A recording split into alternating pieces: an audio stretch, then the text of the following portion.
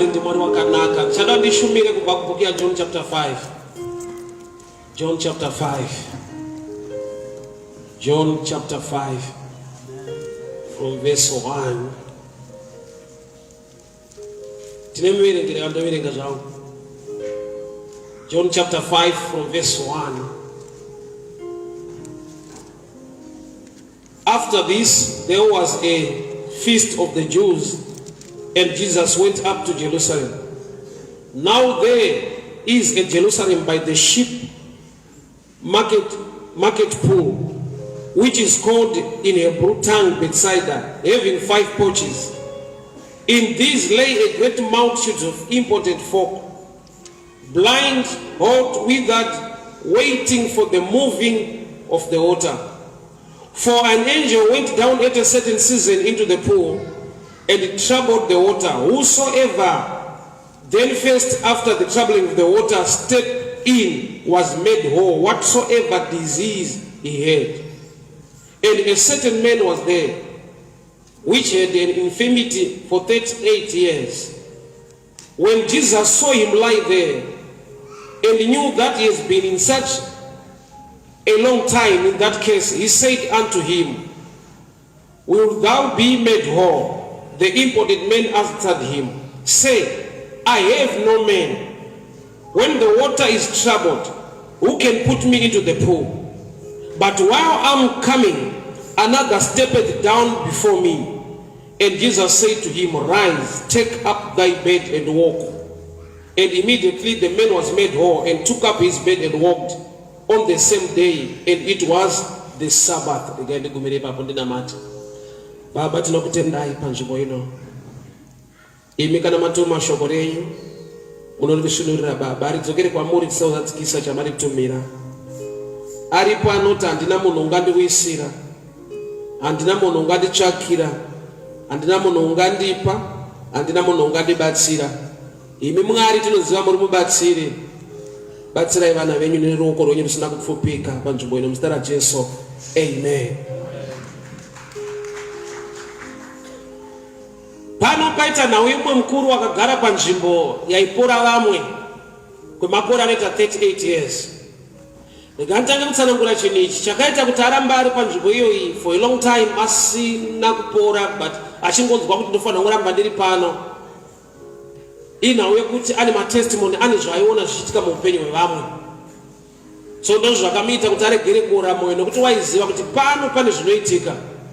Nyange isati zvaitika kwandiri, asi ndine ubono nokuti ndiri kuona vamwe vari kupora vachienda kudzimba. So murume uyu wakagara panzvimbo iyi for 38 years aine challenge. Jesu ndokubva auya panzvimbo iyi. For the past 38 years, anga asingauya ari Jesu, asi Bible rati mutumwa ndiye waiburuka. Osvika kundobvongodza mvura. Atanga kupinda, aiporeswa. Kweta ane dambudziko rakakura, atanga kupinda. Kurati dambudziko rasiri kutariswa, yaiva nzvimbo yaidimanda competition. Atanga kupinda. Saka pakatanga kupinda, munhu ane flu, munhu ane cancer anotadza kupora nokuti atangirwa nemunhu ane flu. The place was not fair to an extent yekuti some were blind. Saka kana munhu ari bofu, ipo pachinzi panouya mutumwa wobvongodza mvura, zvoreva kuti bofu richanonoka kupora nokuti harione kuti auya.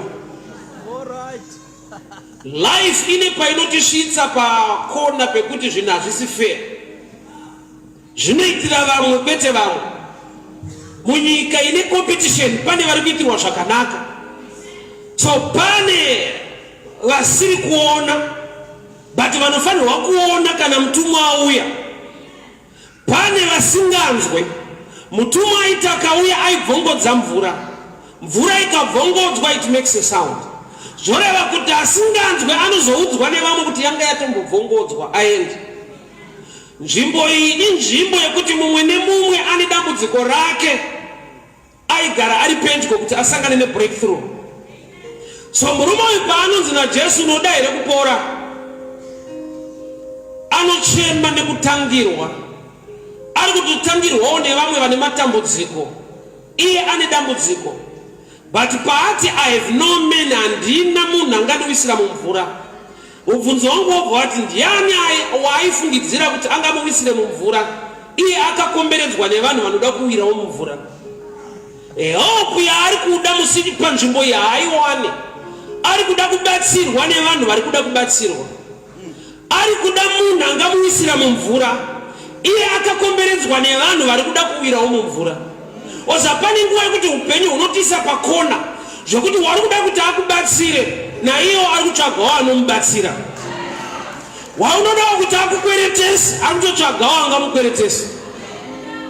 So pane nguva yekuti rubatsiro rwatiri kuda kuvanhu haruko. Iwe uchitoita minambo kuti Mwari mutsai munhu iyeye akamuka anofambira dzake.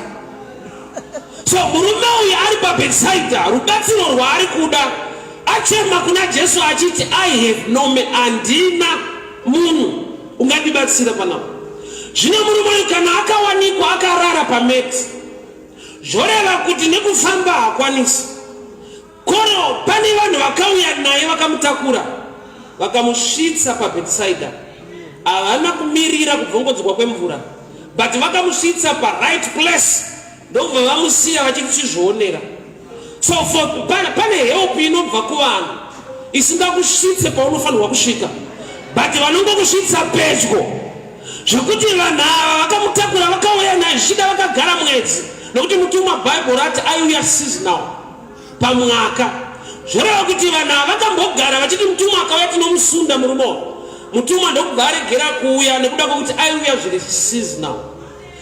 Bible raburitsa pachena kuti aiuya zviri seasonal yaiva angel, but kana ari Jesu ndiye akangouya azvifunga. Mwari ngaafunge nyaya yako atange kuifambira zvisinei nemwaka. Pane season nenguva yaunofungidzira kuti zvichaita. Ndauya kuzokuudza kuti Mwari uyu pausingatarisiri, nokuti mutumwa ndiye aironga zvemasizoni. But kana ari Mwari zvanzi ndiye wazuro nhasi namangwana, ndiye wekuti akada kuti zvako zviite musizoni nematambudziko eCovid zvinoita. Haana mwaka waanotaimira kuti this is the right time, nokuti he is good all the time. So aiuya panzvimbo iyi ari mutumwa aiva nedambudziko hwani. Mutumwa aisvikira kumvura kwete kuvanhu, anga asingataure nemunhu. Aingouya kuzobvongodza a system of competition. Anga asina tsitsi dzekuona kuti avatsano zvanyanya, nokuti Bible rati Jesu paakauya akaziva kuti murume uyu ane dambudziko rekwenguva refu. Zvoreva kuti Jesu akaona kuti aiwa vamwe vanenge vari nani, but zvouru zvakanyanyisa. Zvoreva kuti kana zvako zvanyanya ndiyo type iri kufambirwa manje. Ari kuda vaya vanoti makore achawandisa. Ndaona matestimony evamwe, ndatakurwa nemotikari dzevamwe, ndabata zvakati zvevamwe. Ndaakudawo Mwari kuti arangarire hwangu upenyu ndibate zvinonzi zvangu. Oza zvakanaka kupiwa lift, but zvakanaka kudhiraivha uyako. Zvakanaka kurodya pakanaka, but zvakanawo kuzova neyako imba yacho. Oza murume uyu ari paBethsaida makore awandisa. Saka ndafara kuti auya this time anotaura naye. Mwari uyu ndiMwari anotaura neupenyu hwemunhu. Mutumwa akasvika haataure nemunhu, aingouya kumvura. Saka vamwe vacho ndekutyawo mvura nguva inoti rebei. Oza papa zvinoitwa nemweya yechina. Mweya yechina inogona kutadzisa munhu kuroorwa, but zvainoita inocreate a system inoita kuti pave nezvikonzero. Mweya yechina inogona kuti munhu ave neutsvina. Saka iye dhimoni racho rikadzingwa, utsvina huripo, chikonzero chinenge chiripo, zvokuti unoshama kuti ingava nedhimoni racho rakaenda. Zvinoti paakuda kudzingwa mweya wetsvina nekudzinga tsvina yacho. Why? Nekuda kwekuti murume uyu ari paBethsaida, chaari kuda kuti ive breakthrough mumwe munhu waanotarisira muupenyu. Hama dzangu kutarisira kuti ndingachaita zvakati muupenyu hwangu zvinhu zvinodisappointa nguva zhinji. Kumirira kuti pana ndingachazodai muupenyu hwangu zvinogona kukukumbura. Saka murume uyu ari paBethsaida, chichemo chake ndechekuti I have no man. Andina murume, andina munhu angandisunda. Ko wakambosvika sei papa? Ndine vanhu vakambofamba neni but vanoora moyo.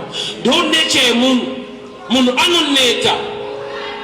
Pane paanoita zvinhu newe but pane paanonzwa kuti ndakumbokusiya ndaneta. Murume ari kuti handina munhu, murume akatotakurwa nevanhu vakamusvitsa ipapa. But mubvunzo waKristu ndowandinetsa manje kuti sei Jesu achibvunza murume uyu kuti unoda here kupora. Nokuti chandinoziva munhu wese akaenda kuchipatara kupora anoda. Chakaita kuti aunzwa apa anganzwa kupora kwevamwe saka naiye kupora anoda. But Jesu anoita sekunge ari kupa a question isiri valid. Do you want to get well? Unoda here kupora. Anobvunzira yeko murume uyu. Inhauya kuti nzvimbo yaari nyangwe aine chido chekupora. Ani zvaonekwa zvinotaridza kuti nyangwe chida nacho. In terms of action, ari kuzviregerera. Nzwai. Kuziva nekuzoita zvinhu zvaunoziva kuti zvikubatsire mastages mairi mulife. Kuziva. Alright, let me explain this here. Chinhu chinonzi wisdom is right application of knowledge. Wisdom ne knowledge zvakasiyana. Ruzivo neuchenjeri. Wisdom is right application of knowledge. So that kuva knowledge usina wisdom I challenge. Why? Nokuti ukaziva kuti ndikabata magetsi anouraya I knowledge. Ukamabata washaiwa wisdom. Saka unogona kuva knowledge uchiparara nokuti waakureka right application. Ukaziva kuti magetsi ndikamabata anouraya uregera kubata waane knowledge uye wisdom. So murume uchinoita kuti Jesu ati unoda here knowledge murume yanga anayo hauna kunzwa achitsanangura. Zvanzi pano kana yabvongodzwa atanga kupinda anozoti saka sei mapinda mu 38 mune knowledge yese. Ose kune munhu wanofunga kuti afunge azive anoziva anofunga hazvisi kuita. Why? Ari kuleka chinonzi wisdom, right application of knowledge. Say when 38 years are a good lecture. Nokuti paataurwa naye atsanangura. Amadzangu muupenyu kune vanhu vanoziva but ukatarisa upenyu hwake unoshaya kuti but nekuziva kwese. Kumarokesheni padaibogara kunonzi kuwadzana waiti ukaenda pabus terminus waisvika vanhu pamanewspaper so vakaungana vachidiscassa vanotanga vadiscassa first page politics vosvika nekubhora. Kune vanhu vanotsanangura zvinhu newspaper zvokunyesa kuti inyika ikapiwa muntaraunda tunoenda kure. Kune vanhu vanoziva but ukatarisa upenyu hwake ubva kuti saka kuziva kwese ikoko zvamusiya ari ipapa. Nokuti murume uyu atsanangura kuti pano kuri masystems ese ndoaziva. Ikabvongodzwa ukatanga kupinda unopora saka ini handina munhu. Sei Jesu vati unoda here pane chaonekwa chii? Zvanzi was sleeping on a mat. Anga akavata panhoo. Nzvimbo yaari inoda competition, kuva active, kugara wakangwarira. Kuti ukangoona mutumwa achiuya waari ready kudhaivha mupfumo. Nokuti nyaya yapa ndeyekuti atanga kupinda kwete ari kurwadziwa stereki. Imbokanganwa kurwadziwa kwako yakuda kuita. Osa dambudziko ratinda ronhera kuti kurwadziwa kwadzivisa vanhu kuita zvinopedza marwadzo. Bhaibheri rangu rinoti vanodyara nemisodzi kwete vanodyara misodzi. Misodzi haisi mbeu. Isaini chiziviso chokuti zvandinyanya. So those who plant in tears, not those who plant tears. Denga rutoza kuti nguva yekuchema nekurwadziwa iriko, but application of the principle haifanirwe kumira. Vanhu vane knowledge but kuapply knowledge chinonzi wisdom manje hachipo. Sei mukuru akavata panhoo achitsanangura zvaari kutsanangura asiri kupora. Nzvimbo yaari haidi a good lecturer. Inoda munhu anoita anoapply knowledge. Tine vanhu vaakuziva nekutoimba nekuimba ukapa uchapiwa. Hapana songo yacho. Knowledge yapo but sei dambudziko risiri kupera anozviziva. Usapane kuya kuti ukaparidza munhu anokudza kutozviziva izvi.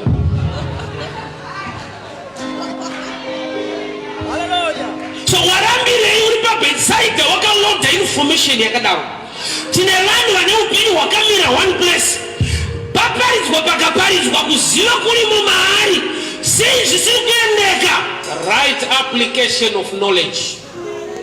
Uri kuitei nezvawakaziva. anotoziva kuti munhu anotsanya nekunamata haatsanye nekunamata anoziva. Hakuna chaasingazive chiri mushoko raMwari, but sei upenyu husiri kufamba akagumira pakuzviziva. Ukapa chapiwa chipavhurire anokotswa. Waonere uchiziva zvinokoresa. Amina ndotobvunza. Kune nhau dzisingade kungotsanangura dzakuda munhu anoita apply the knowledge you have. So tsano vakauya nepekurarira nzvimbo ine competition. Ndongaitomutswa kuti mutumwa anga auya pa. Dauya pa sekuru ningi vapora sekuru George vaenda. Papakazara vanhu ndonga dzatohama. Uzamukatambura mese for a long time kama unogadzirisa. Mzukuru. Saingozwa kuti ningaenda aitomutswa kuti pamunini tsano ngari pakona pavaenda mutumwa anga auya. Why? Zairara. Usapane paunofunza kuti munhu ane demoni gamba kurara che.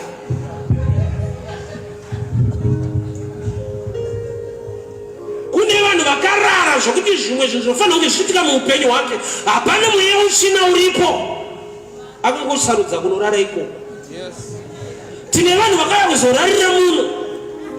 Kurara kwandiri kutaura ndekuti hauna chaunoita asi haurofe. Kuya kuzorarira muno haushote unenge uripo. Zvese zvinotaura kuti Mwari vanoita zvakati ngatiite zvakati hauite uripo, kungoti ndaakunorarira ikoko kuBethsaida. So mukuru akauya nepekurarira. Kupora haadu, anoda pakufunga kutoda kupora, but paaction ndiyega muroyi weupenyu hwake akanorara panzvimbo inodhimanda kuti uye active. Vamwe vaigara vari ready kuti mutumwa akauya idzo dzaifa nehope dzotoudzwa anga auya ningapora. Kune zvinhu zvatinopotsa muupenyu kwete nekuti pane demonic attack. Kurara, kusarudza kusaparticipate, kusaita chinhu. Acts 16:25 muchaona kuti Paul naSilas pavakaimba mujeri, masuo ejeri rese akavhurika, cheni dzemusungo wese dzikawira pasi, but vakaenda kumba havasi vese. Kwakaenda vaiimba kwete vaiteerera vaiimba. Mwari anogona kuita minana, but munana uri target yevanhu vanoparticipate. Hausati wamboenda paenvironment yekuti zvinhu zvakawanda zvezvichiitika ipapo ukaudza vanhu kuti ndandiripo vanoti but kana wanga uripo ndasina kuitira wewe. Imagine vanhu apa vakazobuda mujeri vakuudza vanhu kuti akambovhurika majeri tirimoko, cheni dzese nedzemabhuku dzakadonha. Saka mazopedzerei 10 years muri mukati kuti pakazongobuda vaimba.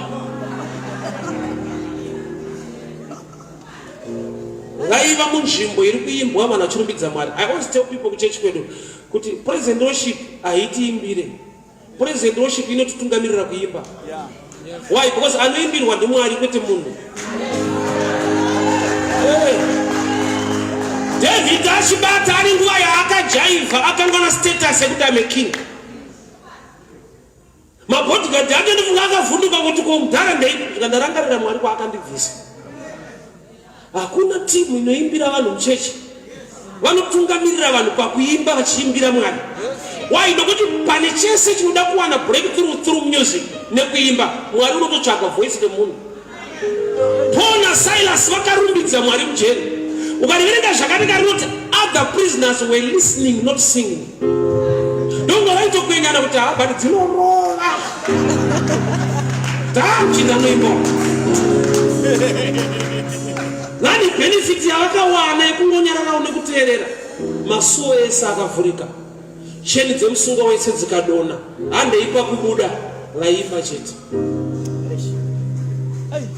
Mweya wokuya kuzorara munzvimbo ine breakthrough wabata vazhinji zvokuti unoshama kuti nerinoparidzwa iri nevamwe upenyu hwamwe huchishanduka sei hwake husiri kufamba. Saka Jesu ari kubvunza kuti unode ngati pani masaini anotaridza kuti kudawo udibati wakauya. Ini ndakambofamba nemhuri yangu ndodaona mukomana umwe watakafunda naye ndikataurira adzimai angu kuti idzi takadziza tese idzi vana vangu ndokubva vavhunduka because vakatarisa munhu wacho anonongedzera zvaari motikari yainayo nekandinako nezvatiri ndoti makatodzidza mese neuyo ndikati ndovananzwa ivoice mandiri kuti watadza kutsanangura ndosaka vashokeka waifanira kutsanangura uchiti uyu aidzidza kwataitamba.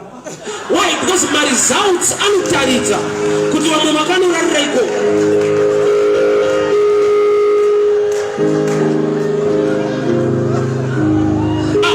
Musangane munhu aidzidza kwawaitamba uyazoona kuti shuwa kwataitamba kuya avaidzidza.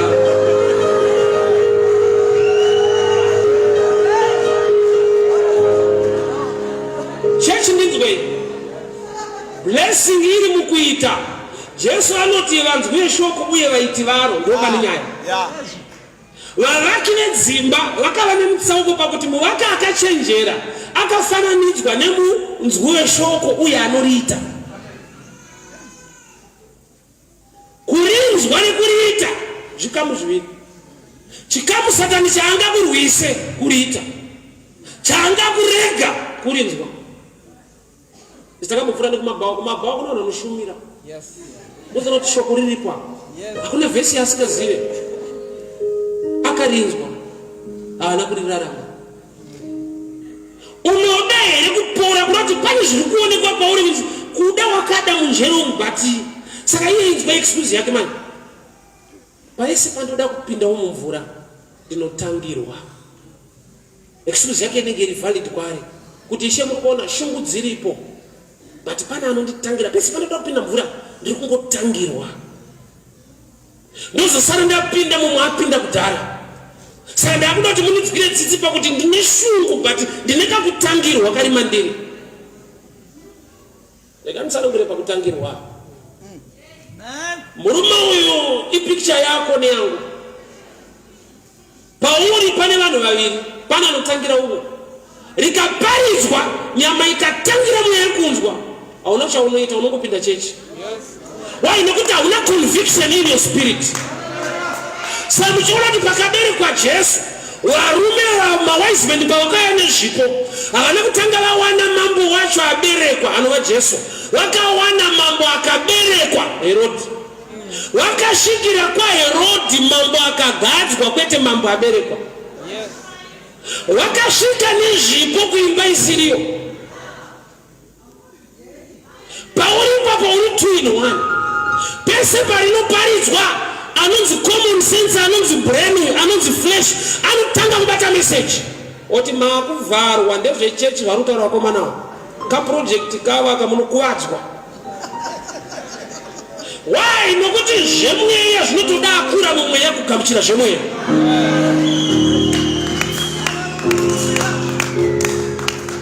Vhangeri rinokuponesa rikasvika pauri but mweya wako kana usiri alert, usiri active, nyama ndo inotanga inobata shoko yorizeya wopiwa conclusion. Saka munoti Mwari vakatuma Moses kuti aburitsa vanhu muEgypt, but chakatanga kuitika vanhu ndo vakatanga kuburitsa Moses muEgypt. Paakanosangana naMwari kugomo kugwenzera ifuta anga atiza vanhu muEgypt. Akaberekwa kuti aburitse vanhu, vanhu ndokubva vaburitsa iye akaberekerwa kuvaburitsa. Amen. Pese pane breakthrough munhu ane mweya weresistance. Unonzwa sekunge hasi Mwari pane zvida kurongwa, pane madhiri ari kuti Mwari wacho hanzwike. Samueri paakadanwa naMwari akanzwa munhu, saka akamhanya kumunhu. Mwari anonetsa kunzwa. Kana uri mudiki Mwari anonetsa kunzwa unonzwa vanhu. Samueri Bhaibheri rinotaura kuti anga ari mwana mudiki. Mwari pavakamudana akamhanya kuna bishop akati munondidana here? Ndotsika yevadiki, Mwari akataura vanonzwa vanhu. Saka musashamisike munhu asingaite zvinotaura shoko raMwari. Inyawe kuti kana asati akura haanzwi Mwari vachitaura, anonzwa bishop.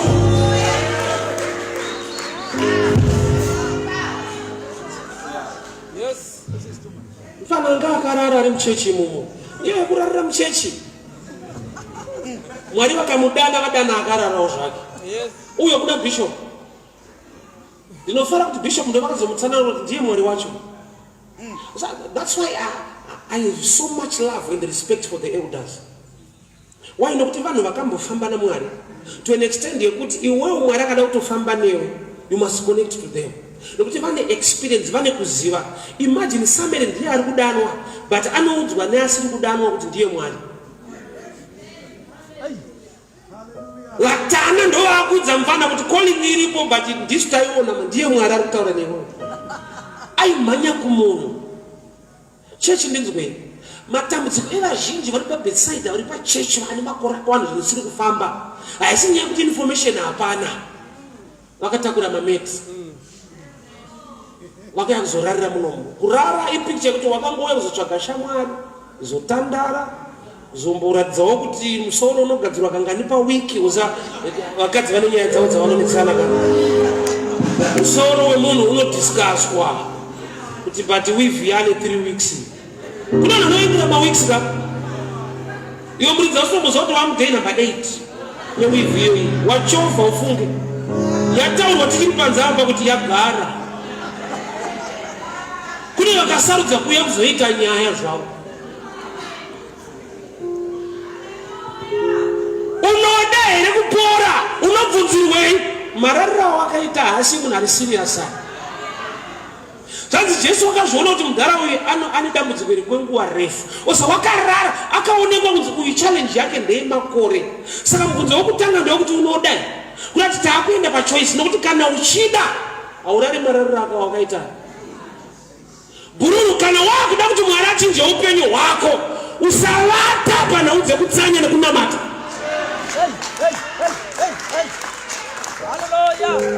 Iva neshungu nenzara nemiuto yekutsvaka Mwari. Unovatirei situation yako ine makore echikurwadza kudai so?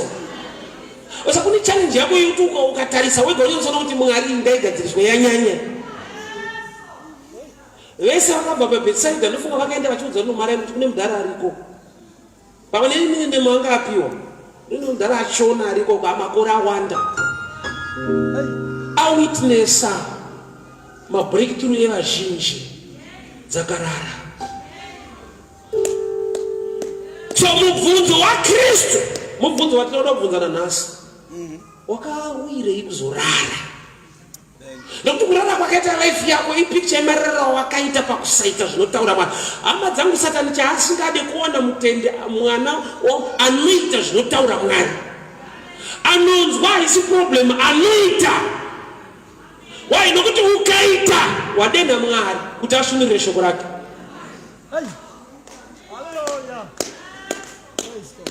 Bhaibheri rangu roti kutenda kusina mabasa kwakafa. Zvoreva kuti pane imwe level yekutenda iri paklasi yezvinhu zvakafa. Nokuti iko kutenda kusina mabasa kutenda. But kukashaiwa action hakuna life. Hallelujah. Rwadziwa neyako life. Kuti Mwari ndudze zvekuita. Usapari patakamirira kuti Mwari vaiteka. Iwo Mwari vacho vakatomirira kuti uite. Nokuti iwo vakatoita. Ukada kwanuka mapromises aMwari. Enda mu-action. Ukapinda prayer Mwari ngaakupe revelation yezvaunofanirwa kuita. Wapedza kuchema kuti Mwari ndirangarirei. Chinzwa kuti Mwari wacho vanoda kuti uite sei. Nokuti wakatorangarirwa kare. Asi pane zvinoda kuitwa. Mwari ngaakupe mese mweya even in the midst of challenge ugone kuona breakthrough. Murume anonzi Adam, musi waakaziva kuti mukadzi wake anobereka, musi wavanga vatukwa. Mwari vachituka mukadzi vachiti ndichawedzera marwadzo pakupona. I will increase pain in childbearing. Ndopa akavhunduka kuti dzinotobereka na. Osa unogara nemunhu anobereka nguva refu so. Usingazvizive. Hallelujah. Iwo hazvina kukunetsa kuti vachingobva mukutukwa munhu akutobereka vana. Vari mugadheni vanobereka vana. Svika musi wakadzingwa nokuti pavakadzingwa pane zvaakanzwa kuti ndichawedzera marwadzo pakupona. Ndovatoza ndotamba nemunhu munhu anotobereka uyu.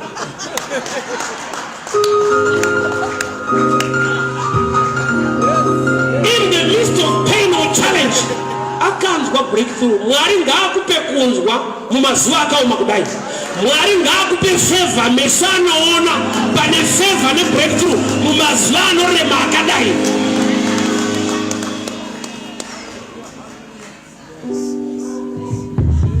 Zvinotaurwa zvese kunyika nezviri kuitika kunyika zviriko zviri kuitika, but kune vari kuita zvinhu.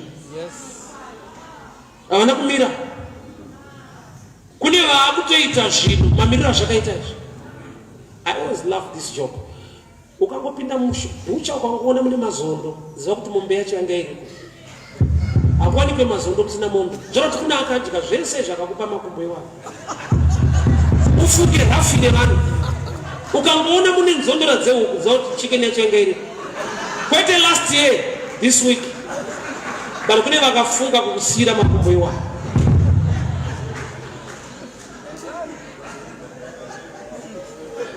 Zvoreva kuti pese pauri kuona zvemanga-manga zvepasi-pasa zvakanaka zviripo. Kune zvakatonaka zviriko vamwe vari kuenderwa neupenyu izvezvi. PaBetsaida pane murume aripo aingwa naJesu. Mutumwa haataure nemunhu, ndinofara kuti Mwari wedu anotaura. Mwari anoziva situation yako, haanyarare, anotaura. Jesu wasvika pamurume zvikanzi vakuru, yekupora iyi iri kudiwa here. Manje munhu handina. Ambochema nevanhu, ndobva azoidzora futi kwaari zvikanzi but pandinotrayawo kupinda ndiri kutangirwa. Ndinofara kuti Mwari wedu akava munhu, the word became flesh. Pane pamwe pokuti vanhu hakusisina vangamire newe, but Mwari wacho ngaave munhu muupenyu wako. Chakaita kuti asiye denga rake ave munhu panyika, anoziva kuti kune vanhu vasina hama nevabatsiri. Handina munhu, iye he became man. Rake zita randinoziva Mwari wedu anonzi I am that I am, ndichava wandichava. Mamwe ese aunonzwa mazita aitumidzwa Mwari nevanhu. Nokuti Moses akabvunza kuti ndinoti ndatumwa nani? Mwari ndokubva arivhila zita rake kuna Moses, I am that I am. Mamwe ese aunonzwa kuti Jehovha Jaire, Jehovha Nisi, vanhu vaiti vasangana neencounter naMwari votumidza Mwari zita. But rake chairo manje anonzi ndichava ndichava. Kuna kuti anogona kutova mari yacho, anogona kutova mari chese chaunoda kuti Mwari ave. Pamuchato wepakana tine picture yekuti anzi wine yakapera.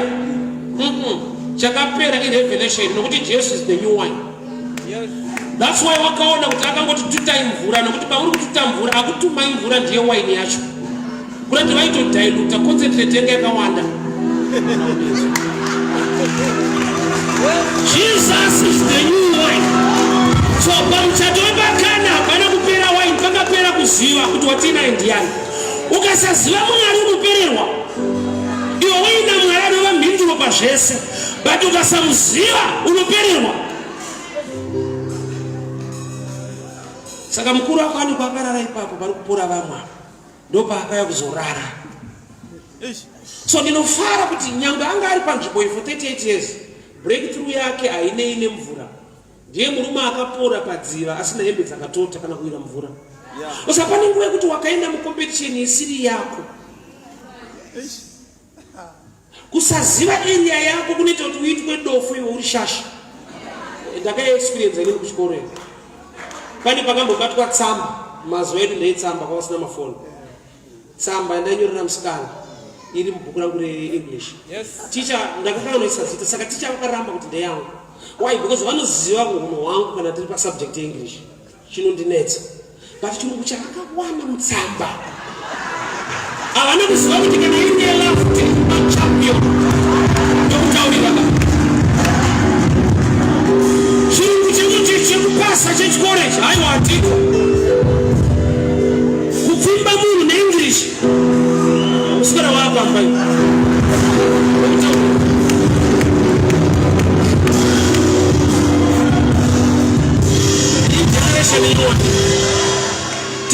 Let's destroy Harare by love. London was destroyed by fire. Teacher akashama kuti unotochiziva ne? Ndikati ndecherudo guys. Pane kwatiri madofu but mukatunza uko musabumita. Teacher chaiwo anofanira kusubmita kumwana wechechi kuti mukomana anoziva. So murume uyu akauya paBethsaida achifunidzira kuti system iri kubenefita vamwe inobenefita iye. Ndorimwe dambudziko rekuti chahodha mumwe unohodhawo usingazive nyasha dzaainadzo pazvinhu izvozvi. Waswera wakubiritisa vanhu vakubatirwa minamato kuti havadzori, haune nyasha muenya iyoyo. Ananenge vasimuka vaita pakati, ananenge vasimuka ndo yake area iyoyo. 38 years akapora chirudzi sumuka uende. But formula yanga akabata yaidimanda munhu anomuisira mvura. Mutumwa akauya akabvongodza mvura atanga kupinda anopora. Ndo formula yaaiziva, formula yakamuporesa kuwirirana naKristu. Pane level yekudhila nevatumwa, kogoita level yekudhila neanotuma mutumwa.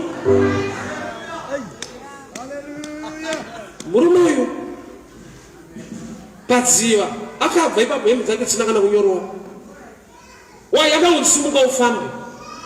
Osa pane nguva yaunofungidzira kuti maybe ndikaitawo zvekuita naningi izvi ndosimuka. Dai watsvaka kutaura kwaMwari. Pane vanhu vasimuka vasina kupinda mumasystems ari kuitwa nevamwe.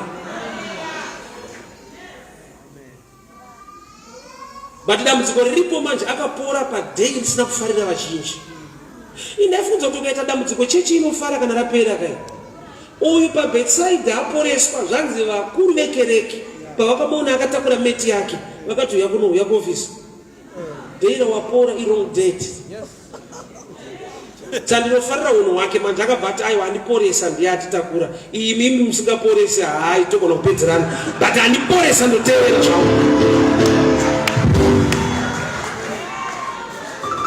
Osapane nguva kuti vanhu vanoti mutemo twawoso.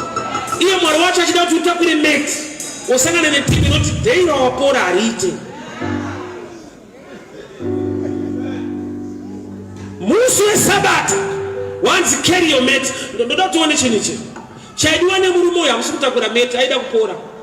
Anoporesa ndiye ari kuda kuti murume uyu atakure mate. Saka zvaimunetsa nguva zhinji kuti ko munomuomeserei? Kana apora ngaende kumba. Munoti carry your mate indava. Jesu ari kutobatsira timu iri kusara. Nokuti vakasirwa pekurarira vanojoina type mugaro.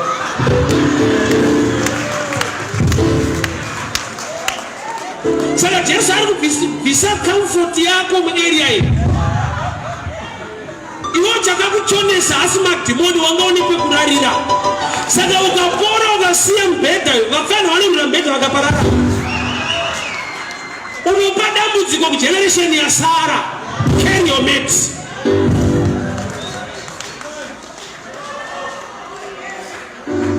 Tine vanhu vasina moyo une generation iri kuteera.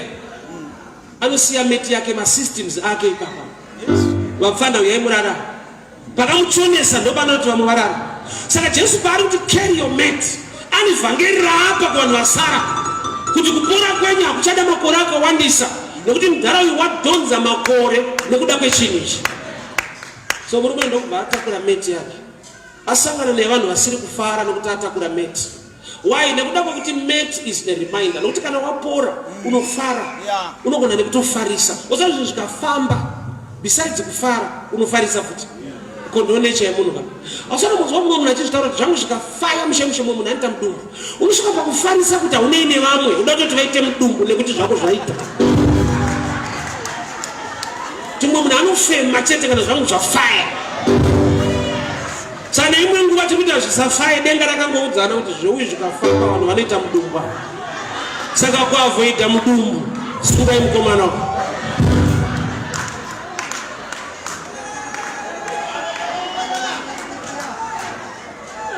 We are blessed to become a blessing.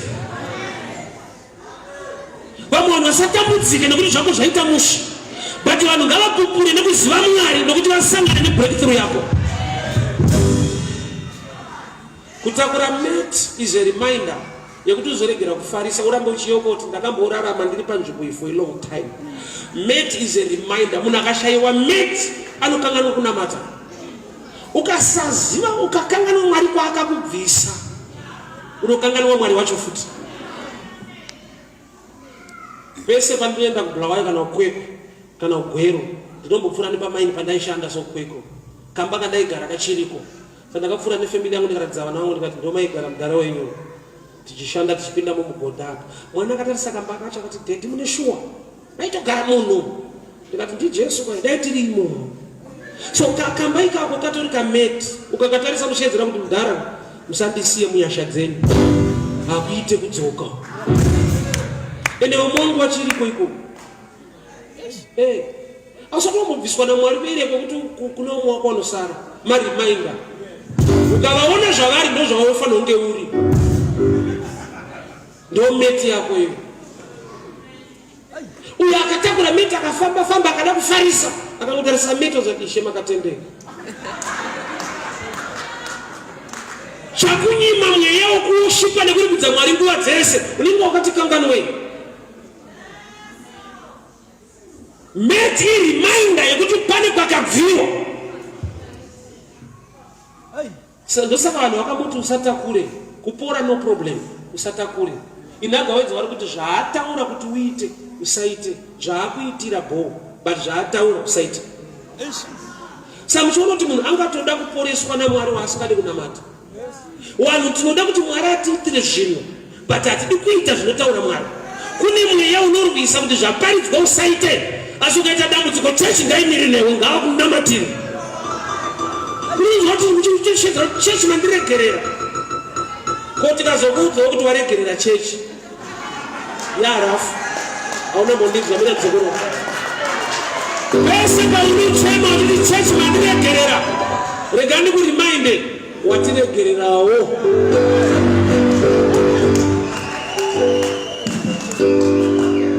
pane pataida kuti uise ruoko rwako hauna kuisa dambudziko rasimuka kereke mandiregerera rimainda watiregererawo nguva refu yatibhalansise meti dzedapo watiregerera inzwawo bedeni inzwawo mwoyo unorwadzirwawo zvamwari carry your mate information yapiwa iri kudionzi najesu ita chaanoda murume healing yekutakura mate yadiwa najesu saka vanhu pavakamuona vakati watakurirei kwete waporerei vanhu havapikise zvaitika kwauri vanopikisa zvaunoda kuitira iye aita zvakanaka kwauri saka kana mwoyo wekuita chinhu pakereke mauri hamuna but mwoyo wekuti kereke imire neunamati nozviite uripo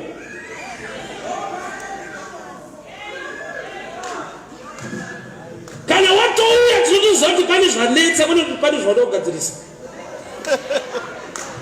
unoundinzwa kune wekuti ukatoona ashanya zvida kana kumba kwamufundisi kana kwayeuta pane zvanetsa hapana paanouya achiti ndaona macheya ashota akashota ake iye manje anouya eninga mwari akashota ndizvozvo chechi mandiregerera ndawanza kurimainda watiregerera nguva refu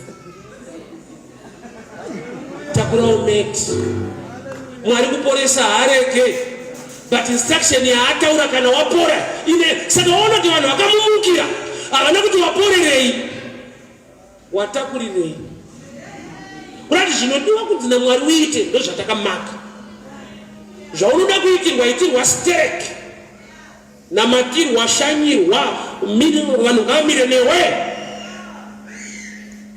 ipa kuimba yamwari zvakaoma watiregerera nguva refu mubvunzo wangu ndowakuti meti uchatakura rini kupora unoda meti ngaitakurike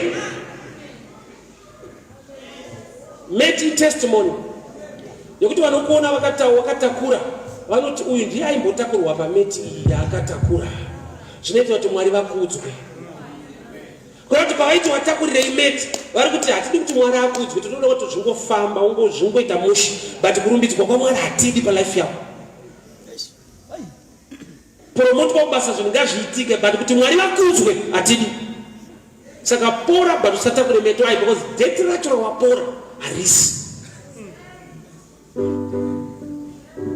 usashanda musi iwoyo isabata ko jesu andiporesa ashanda ka kuti iye ngaashande but iwe uzorora vakuru vepakereka vana kufara kuti muone mutenda apora. Usapane pamwe kuti ukafunza chechi chafara nemuno kuti zvaita. Kuchechi akusi kudenga panyika pane vanhu vane zvavanofunga. Usamunhu achitobatika kuti vakandidaro zveshuwa pachechi. Vanodaro kudenga.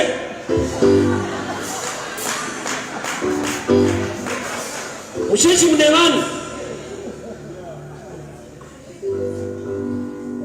Haana kupikiswa kumaraini. Ipapo pachechi watakurirei. Usakune vanhu vanouya sekuvada kukubatsira kurekutira kuti kutakura mutoro ndewako ere. Siya ichechi yako. Ivo vanozviti ngavafambe nechechi yavo. Iwe upinda ipapo chete. Usatakure meti. Usakune vanhu vasingade kuti uparticipate. Gamba mukuparticipate mune blessing irimo. Kungokuona waunza kuti mari yezvidhina pastendi yechechi vakutokukansela. Kumushambo wake ere indadzungu. Iyeyo haisi cancelling wada tokukanzura. Kune mweya umomuka kuti vanhu vasaitire Mwari. Asi mavari mune kuda kuitirwa naMwari. Kune blessing yaunosangana nayo mukuita.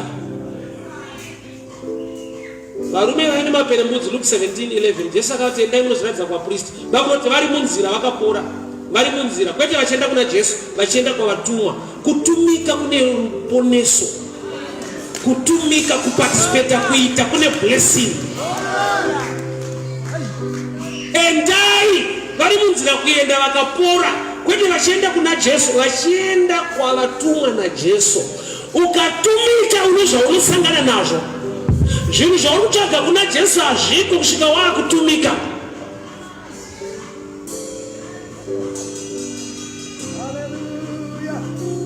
Kuna mamai vakaita utsinye rimwe gore so.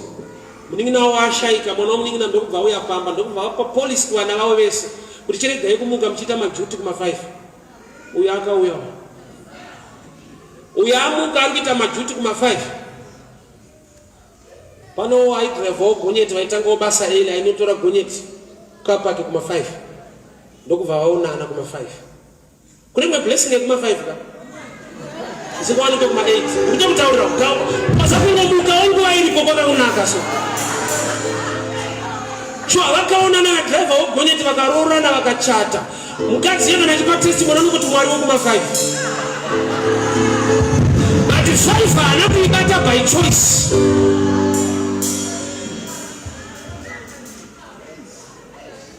Pane kumwe kuvengwa so kune michato. Nekumwe kudiwa kusiri right. Uzakanya so macho unopedzera wakuziva kuti chese chinetika chine chikonzero. Pane kumwe kuvengwa kwakakunakira singaite. Vana veIsraeri vachikrosa Red Sea naMoses, breakthrough munana tsvimbo yasimudzwa. VaIjipita vari kuteera, vari kungosvika vachipinda. Havasi kutevera Mwari, vari kuteera vanhu vaMwari. Chavasiriziva ndechekuti panovharwa nguvai. Shuwa pavhurwa pindai, but time yekuvhara ina Mose. So kana musiri vana veIsraeri munogona kuvharirwa mublessing. Kune vanhu vatambudzika nokuti zvinhu zvakafamba zvakanaka.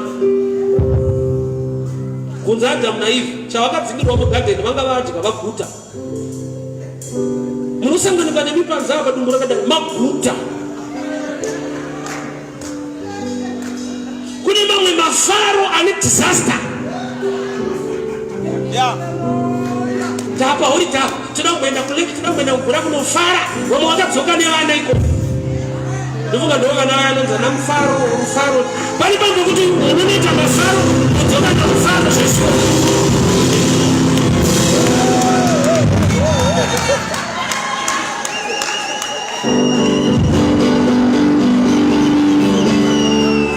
I hope you know Mamma Faro.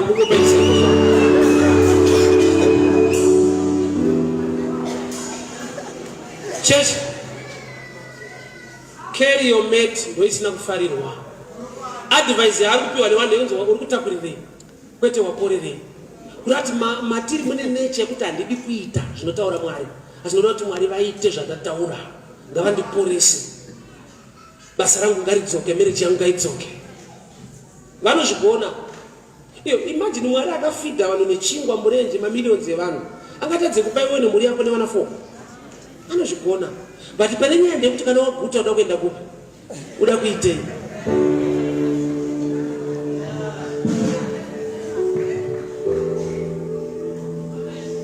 Mubvunzo wangu wandinoda kukusira mandira nhasi. Meti ngaitakurwe. Uchatakura rini meti? Uchaitawo rini zvinodiwa naMwari kunzi uite? Kune blessing inowanikwa mukuita isingawanikwe mukukumbira kana mukudemba. Zvinizvo zvomupenyu ndasangana nazvo. Kune zvinoitwa naMwari nokuti uri kuita zvinotaura Mwari, kwete nokuti une zvawakakumbira kuti Mwari vakuitire. Kuroorwa kwemukadzi waIsaac akakumbirwa mvura naEliaza patsime. Haana kunzi I love you. Eliaza atotumwawo. Eliaza anangoti tava kuzoroora, chera mvura utipe. Akava neprogramu yekuchera mvura, zvikanzi anopa inini mvura uye nengamera mvura ngave mukadzi waIsaac. Kuti pakaroorwa kushanda, kwete beauty, kushanda. Munhu akawanira imba nyaya yekututa mvura. Isaac hapo atumwa wacho condition ya Isaac sekuti munhu achari too beautiful. Anongoti anondipa mvura nekupa ngamera mvura. Kushanda kwakapa Rebecca wanano. Mwairangarire zvamakarangarira Ruth akasangana na Boaz, havana kusangana kulocation mumunda. Witi ngainongwe, witi ngainongwe. Ukanonga witi uzononga Boaz, hapana chakaipa. Problem yako wakaya kuzononga Boaz. Itsika ine wanzoitika kameno ndifuka kuZimbabwe. Kuti munhu akada kuroorwa kana kuroora anobva auya kuchechi. Mwari atsotseka. Iwo wakaya kuzoroorwa kunauyawo bulazi wakaya kuzoroora futi kuno, kwete kuzonamata. Matora anotoona kuti tiri semutimu. Wozoona mamuba kuti takataimirana.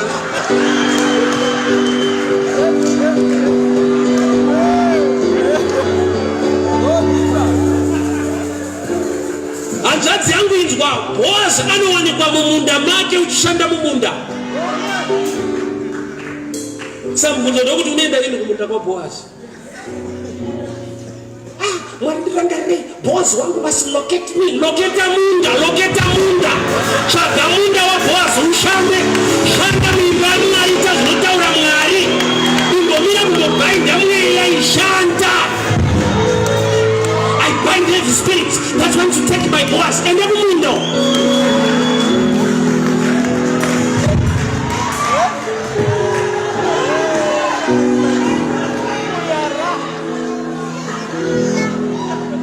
Learn to participate in the house of the Lord. Gona kuitawo chino chikamu. Ndakarirwa nevabereki vangu vanopinda vaipinda kuZayoti. Saka chavaindidzidza ndechekuti pakaitwa zvinhu kana zvishandwa kuchechi vaiti mimi vana kuchikora muna mari. But mwana wangu usaregera pachechi pachiita sora, sakura. Hatidi kuti chechi iyi hai caretaker iwe uripo. Uya nebhemba nebata usakure pachechi Mwari akuropafadza. Mari hauna but Mwari unonamata Mwari nesimba rako. Kuomo musina chinhu simba anorida participata. Ngaparegere kuhaiwa munhu uripo. I bind every spirit that's want to take my Boaz. Shanda mumunda, Boaz anoona vanoshanda. Kubva kwakuMoab uchiya kuBethlehem first step. Kana wakuBethlehem munhu ngaapinde mumunda. Enda muarea yako. Vainonga zvasara kumashuro ari muarea yake. Blessing ikamuloketa ari muarea iyoyo.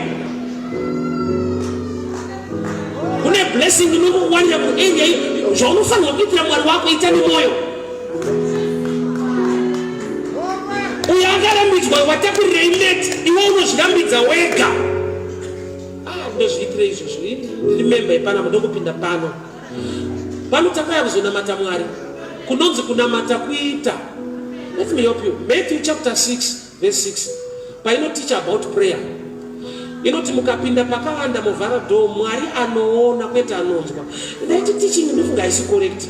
Zvikandavhura nechirungu ndombo chati kana wapinda pakawanda, the God who sees not hears. Yet in teaching a prayer, but in the end of action than words. Also for Matthew 6 verse 6. Kana mapinda pakawanda muvhara door muchinyengetera. Mwari anoona kwete anonzwa. Mwari ane game yekuona paanofanirwa kunzwa. Stara enda kaona kuwasikana. Ukapfimba musikana so. Zvawataura even achizvida zvekuroorwa izvo. Unonzwa achiramba. Unoti ari kuramba chiri kutaura anenge achiona. Tunonyura apa.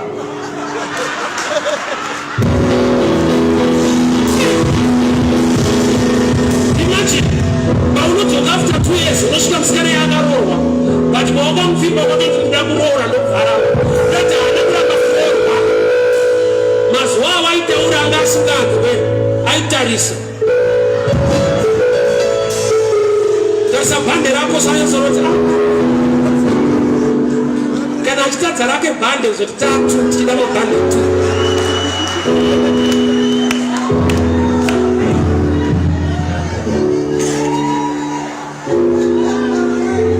Saka naMwari wakabva kulevhu yemashoko akutarisa chiri kutaura mashoko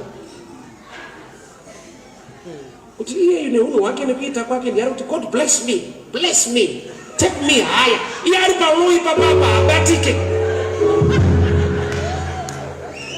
Aiwa inzwa, ukanonoka kuchechi uchichaira mu1 room yaunorota ko ukazoita imba yako hauchauya.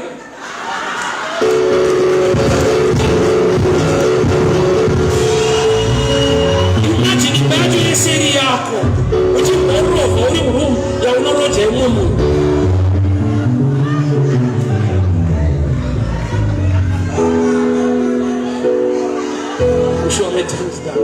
Church, ndayakuzongotsimbirira shoko iri.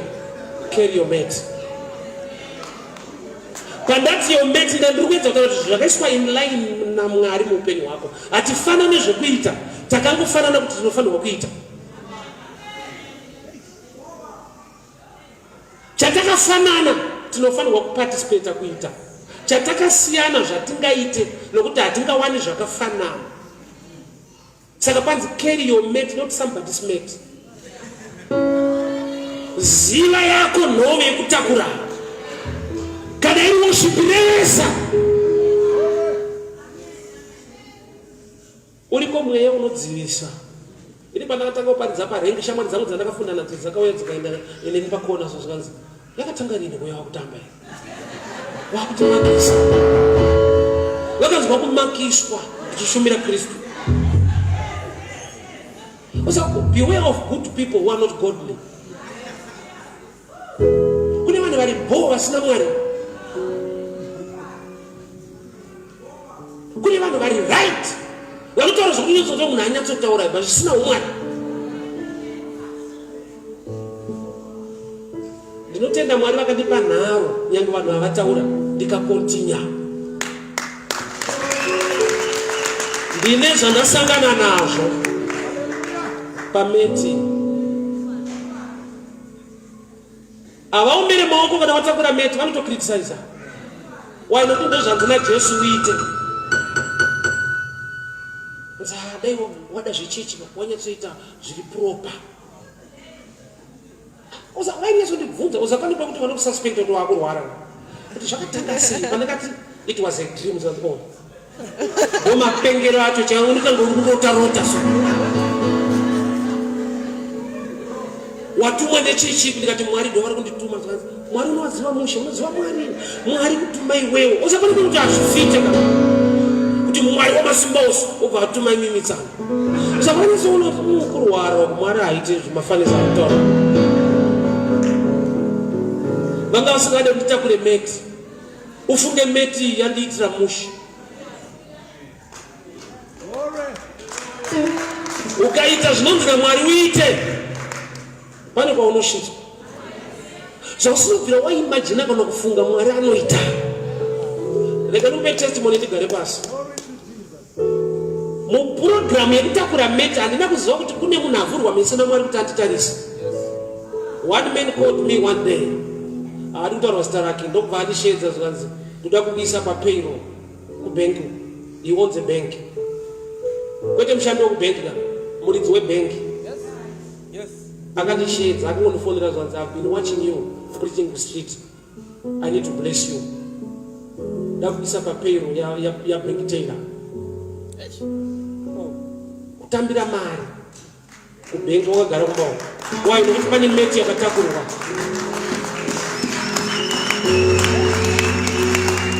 Koza chinondishamisa munhu wacho yeye mu70 musavadha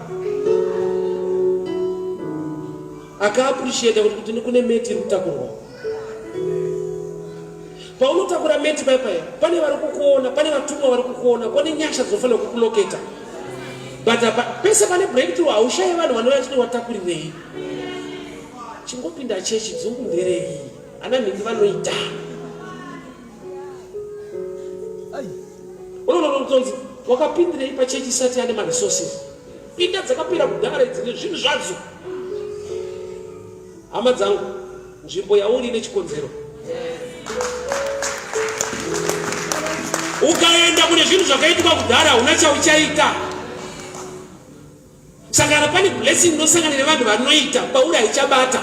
Nokuti cheya wakagara yakatengwa imopi system yakatengwa kudhara zvese zviripo chako kupinda chechi. Hatina kuyazopinda chechi, takayozonamata Mwari muchechi. Nokuti kune ropa fadzo inosangana nevanhu vakatakura meti. Kubira tisimuke tinamata. Munamato wako ni wangu nekuti Mwari